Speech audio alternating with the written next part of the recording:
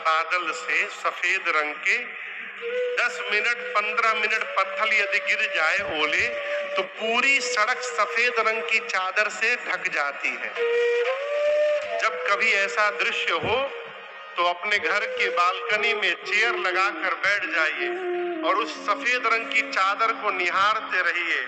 निहारते निहारते 15-20 minute में कब वो आंखों के सामने से चादर ओझल हो जाएगी ये पता नहीं चलेगा, वो गल के पिघल के समाप्त हो जाएगा। देखते देखते जो अचानक समाप्त हो जाए इस प्रक्रिया को कहते हैं नशा जाना। गोस्वामी जी कहते हैं भगवान की कथा सुनने से, भगवत चरित्र श्रवण करने से सुनत नसाहे काम मद दम।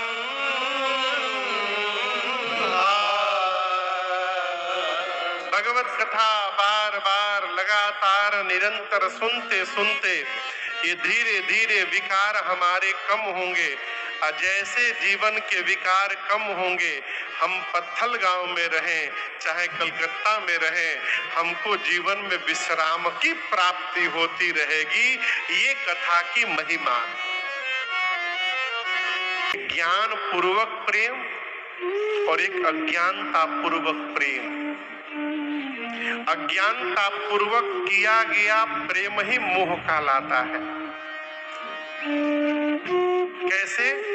जैसे मान लीजिए संतान है, संतान को पढ़ाना लिखाना हमारा धर्म है, लेकिन इस कार्य को करने के साथ साथ जिस कार्य को करने के लिए मानव का शरीर मिला है उस कार्य से दूर हो जाना ये मोह है।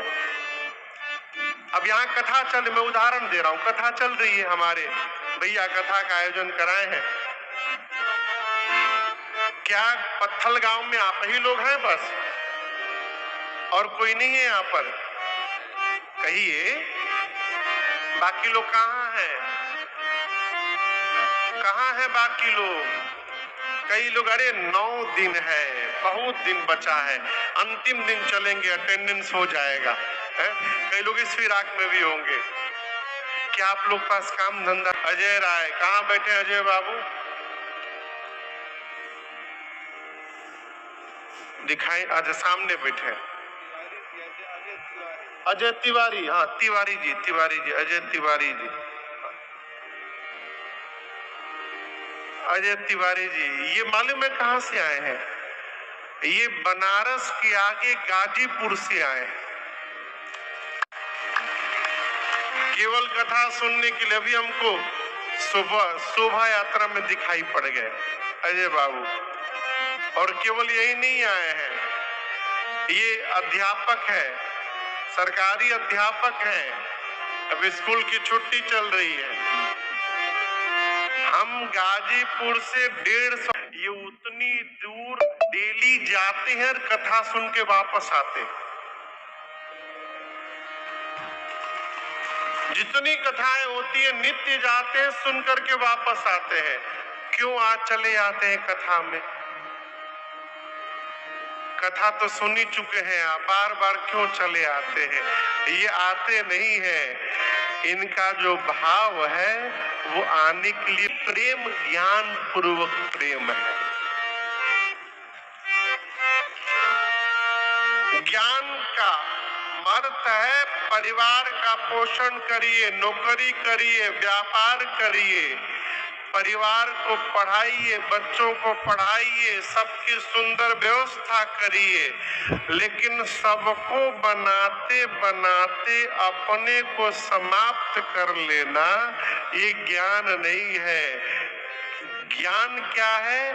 सबको बनाने के साथ साथ परमार्थ में लगे रहना, ये ज्ञान है।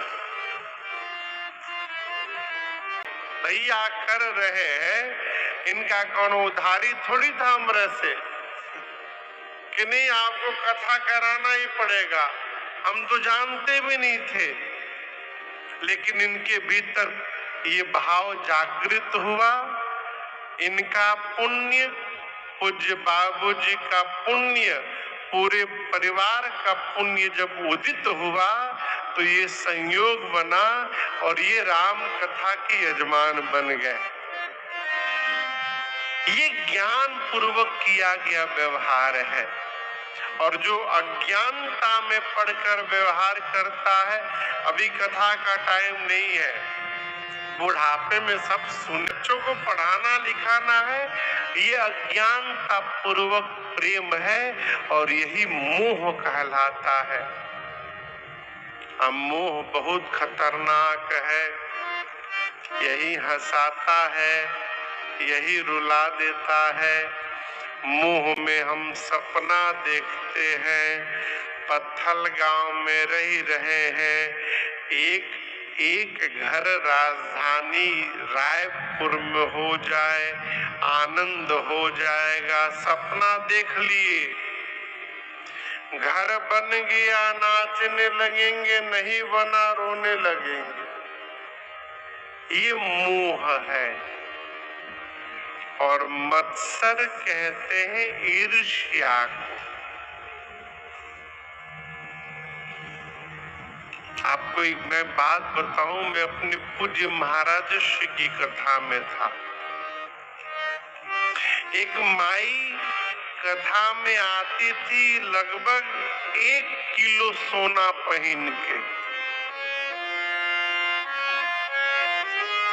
अब पता नहीं असली था कि नकली था, भगवान जाने। पूरे शरीर पर आके रोज कथा सुने। तो एक दिन महाराज से मिलने आई, मैं बगल में बैठा था।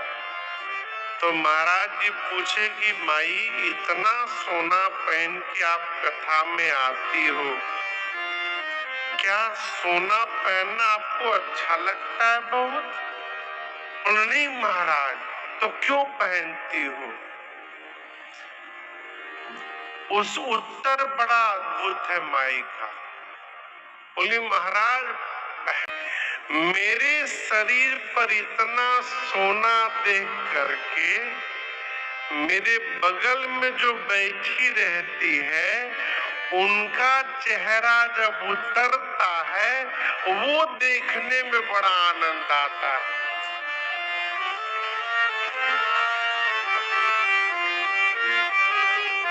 अब देखिए जीव कहाँ कहाँ सोच रहा है। मत्सर क्या है? ईर्ष्या को मत्सर कहते हैं। दूसरे का अच्छा देखकर यदि हमको पीड़ा हो